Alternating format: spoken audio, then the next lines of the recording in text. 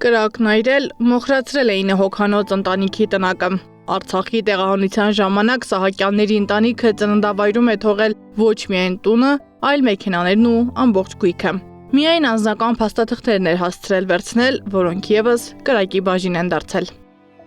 Տունը մնացել են աղջիկս, մեծ աղջիկս, տատին եւ սկեսուրս։ Հարևանն է զանգել, թե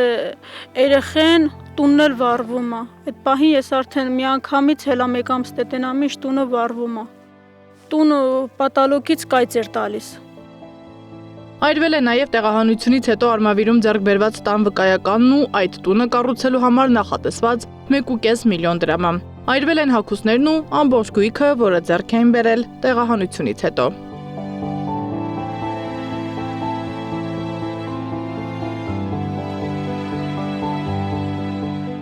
Հեշտ չէին ստեղծել կրակի երախում հայտնված գույքը, նորոգել էին փոքրիկ տնակն ու հարմարեցրել երեխաների կենցաղին։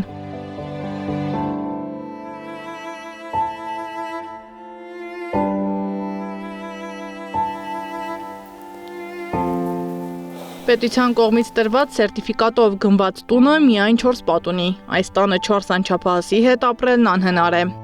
Պետության կողմից ձեռք ենք բերել, բայց գումարը չի բավարարում։ Չի հերիքել, էլի պետության տոմազ գումարը չի հերիքում, մեր ֆինանսական մեր բյուջեից ենք դրել։ Աշխատում ենք, իսկ շինարարությունում եմ աշխատում, ստեղ ծնենք այդ այլ ինչ որ կարողում ենք։ Ստեղ որ կարանք սարքենք մի սենյակում, սարքենք մնանք ստեղ, հելա ժամանակավոր մինչև այս տունը կառուցվի։ Դժբախտ պատահարի օրը Դիանան դարձավ 6 տարեկան։ Դստեր տարեդարձը տոնելու համար այլ պլաններ ունեին, բայց այլ բան տեղի ունեցավ։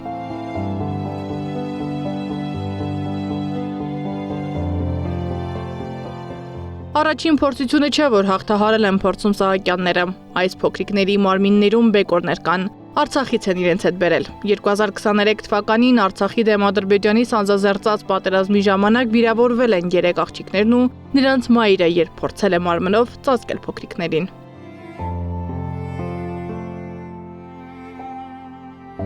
Ընտանիքը դժվարությամբ է համաձայնել նկարահանմանը։ Չենք ուզում մեզ անօգնականի տեղ դնեն, Արցախում արժանապատիվ ենք ապրել։ Տեսախցիկներից այն կողմ նեղ սրտում էր ընտանիքի պապիկը։ Սեդամ Ակարյան, Մհեր Դավթյան, Նոնա Գևորգյան, ABC Media։